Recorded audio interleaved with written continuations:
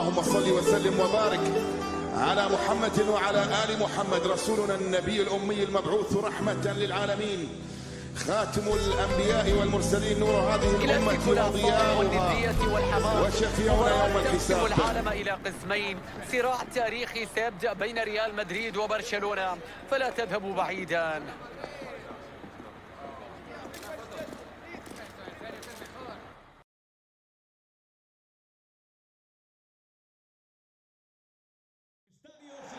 تحياتي مشاهدينا لكم متابعينا من ملعب سانتياغو برنابيو. معكم في التغطية فارس عوض من كابينة التعليق، ولقاء اليوم يأتي ضمن منافسات بطولة الدوري الإسباني. فريق ريال مدريد في مواجهة الكتالوني برشلونة. اليوم مع هذه الأجواء نبحث عن مباراة كبيرة، نتمنى بأن نشاهد جمال كرة القدم، نريد أن نستمتع بكل دقيقة تنقضي.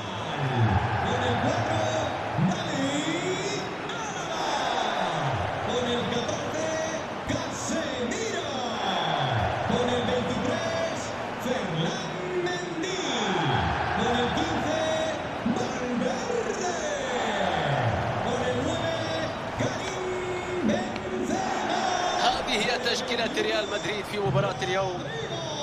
فريق يلعب بتشكيلة 4-3-3 التقليدية واللي تعتمد على الأجنحة.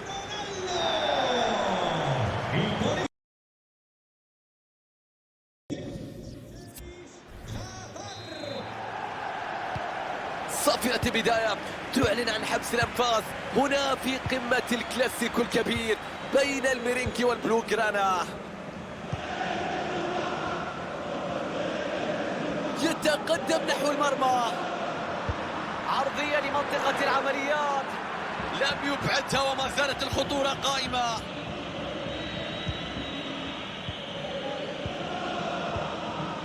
فرانكي دي يونغ، ملعوبة إلى دي يونغ، نظرة ممتازة.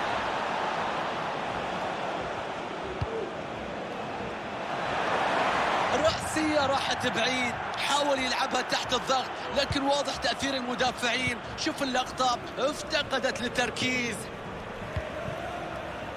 اهتمام كبير والكل تحدث عنه اليوم قبل هذه المباراة. الشائعات أصبحت حقيقة الآن، مسيرته ستنتهي بنهاية الموسم، مسيرة حافلة بالإنجازات. كم هو صعب توديع اللاعبين الكبار في كرة القدم، لكن هذا ينقذها حارس المرمى، لكن ما زالت خطيرة. تأتي سهلة إلى حارس المرمى، ليس في كل مرة عليه أن يكون المنقذ بالتأكيد بتصدي غير عادي مثل ما شاهدنا قبل قليل عندما أنقذ الكرة اللي كانت صعبة. كريستيانو رونالدو، تقدم سريع يأتي، مباراة تبدأ برتم عالي، أجواء مثيرة، إثارة كبيرة من البداية. سنشاهد الآن ماذا سيحدث في هذه الدقائق. كل شيء يبشر حتى الآن بمباراة كبيرة. نتابع الهدف مرة أخرى، لكم الهجوم مرتد سريع لتصل بعدها إلى رونالدو الذي يسجل من مسافة قريبة. كرة كانت سهلة على الدون.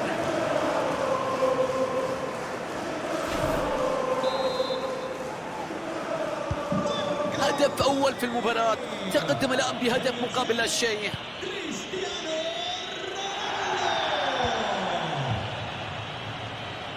جوردي ألبا، وصلت الكرة لفابيان رويز، فرصة متاحة للعب العرضية. الفريق ينجح الآن في قلب السيطرة لمصلحته في هذه اللحظات. يتقدم بالكرة، فرصة خطيرة، تصدي ممتاز من حارس المرمى، يرتمي ببراعة، يتصدى لهذه الكرة. شوف الرشاقة في اللقطة، يبعد الخطورة عن منطقته.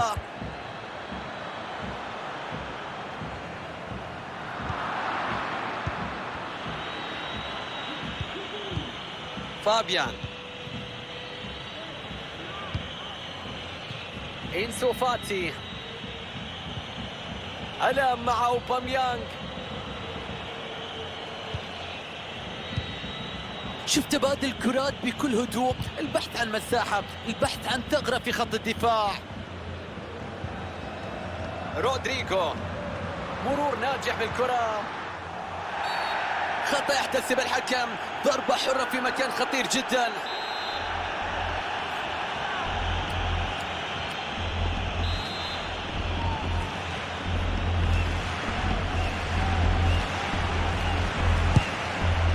ركلة حرة تنفذ بطريقة ممتازة والتصدي رائع من الحارس.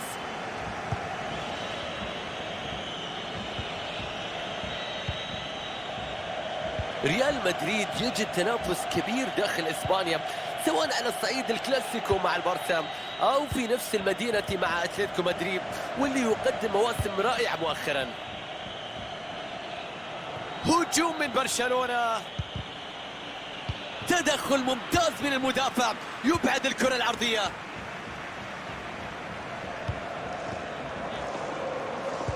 تمريرة من بنزيما، يفقدون معها الكرة.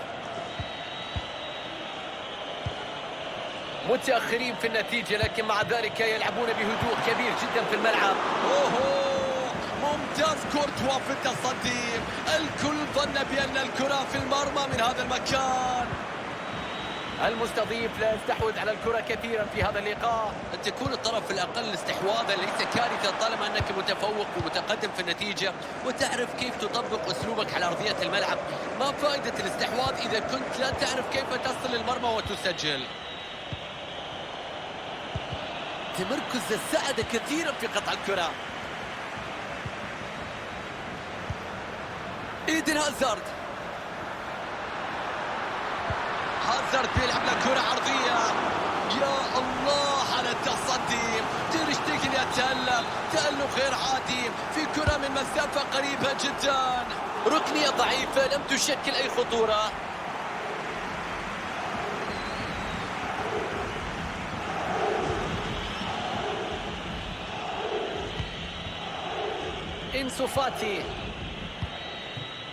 إنسو فاتي لديه فرصة لإرسال كرة عرضية.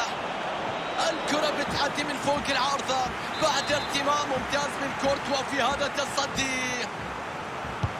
بيلعب الكرة الوسط 18. يا رب، كرة ترتد من العارضة. يضرب الآن، اعتراض يمنع مرور التسديدة. إنسو فاتي، الحارس يبعد الكرة.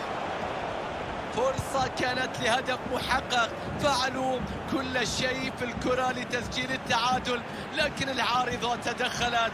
لا تخون حارس المرمى. الله، بيلعب الكرة، كان ممكن تصنع الفارق هذه الكرة لكن النهاية كانت ضعيفة. التصرف ما كان مثالي وكانت سهل الكرة على الحارس.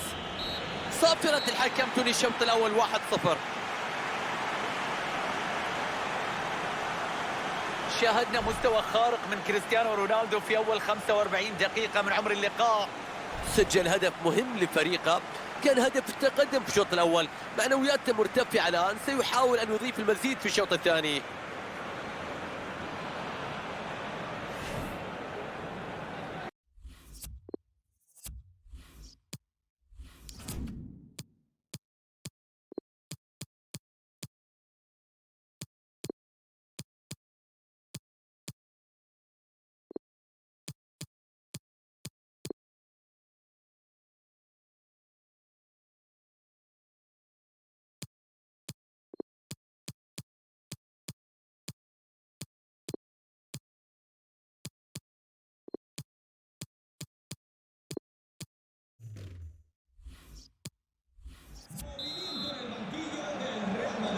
نعود مع شوط المباراة الثاني وبرشلونة متأخر في النتيجة.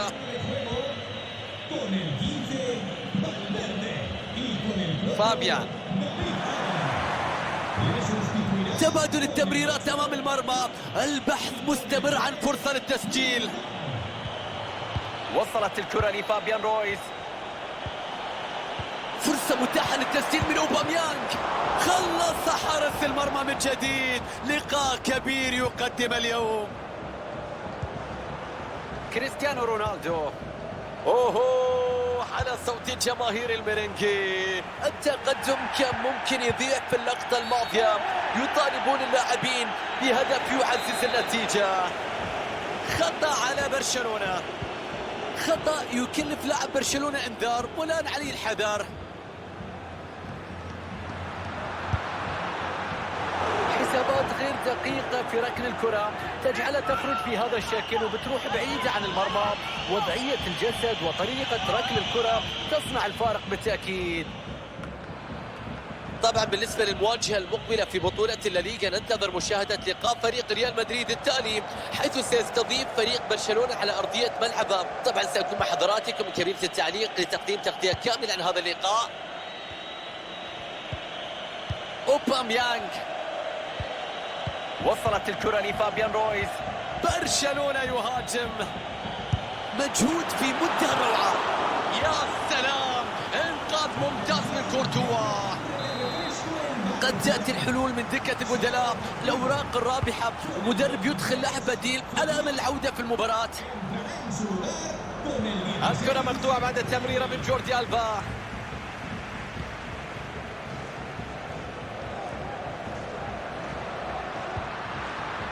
كريستيانو رونالدو يستخلص الكرة الآن، تدخل قوي لكن بدون أخطاء. كرة بتضرب الخط الخلفي، كورتوا يتصدى واللعب مستمر الآن. ضغط في مكان خطير.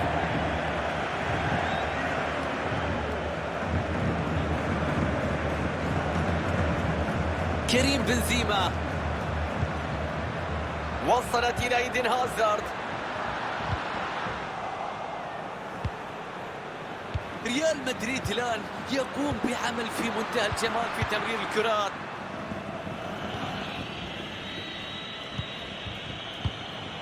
أوباميانغ، ممكن نقل الكرة والبحث عن هجمة مرتدة للخلف من عرضية جميلة. سرعة كبيرة في الهجمة المرتدة، هدف في منتهى الجمال. أي تحرك ونقلات وتمريرات، وبعد ذلك نهاية بهذه اللقطة. يا سلام على كرة مرتدة تدرس. يا لها من مباراة حتى الآن، أرقام متقاربة، استحواذ وسيطرة من جانب الفريقين. تدخل بشكل خاطئ، فاول في اللقطة، ممكن نشوف فيها إنذار. هذه المرة لا يوجد تحذير كما كان في المرة السابقة، كارت أصفر مستحق. فرصة متاحة للتسجيل في هذه اللحظات والتقدم في النتيجة.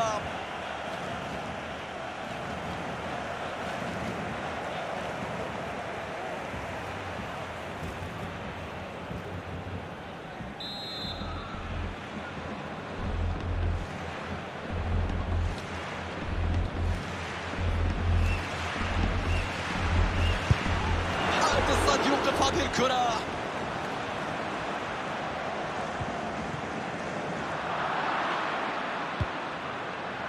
بيرلا بيندي، كريستيانو رونالدو، فرصة لإرسال كرة عرضية منتظرة. توني كروس، كريستيانو، كرة ثابتة لا تمر من الحائط البشري. كرة مرتدة فيها خطورة، تسرع فيها وبالتالي ضاعت فرصة الهجوم المرتد. الكرة أصبحت مع الخصم الآن. كريستيانو رونالدو، ممتاز بيكيه في هذا التدخل، ممتاز في الضغط العالي.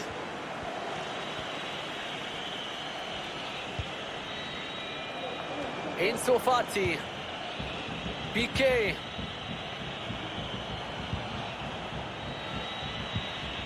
أوباميانغ، كرة راسية والكرة في التماس. واضح أن قادم اللحظات ممكن نشاهد تغيير من جانب المدرب. عرضية خطيرة لكنها كانت قريبة من حارس المرمى، ينجح في الإمساك بها وينهي الخطورة. ديباي، المساحة أمامه في هذه اللحظات. يا رباه، كرة في المرمى، هدف من لاعب استثنائي في توقيت استثنائي قبل صفرة الحكم بثواني.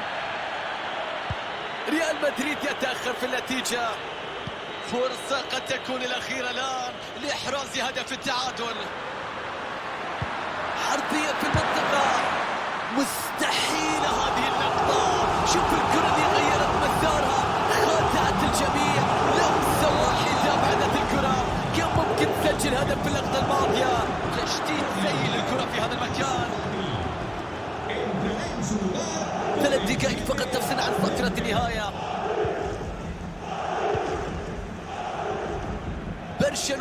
يستغل الأطراف الآن. سيرجينيو ديست. ضاعت الكرة على لاعبي برشلونة.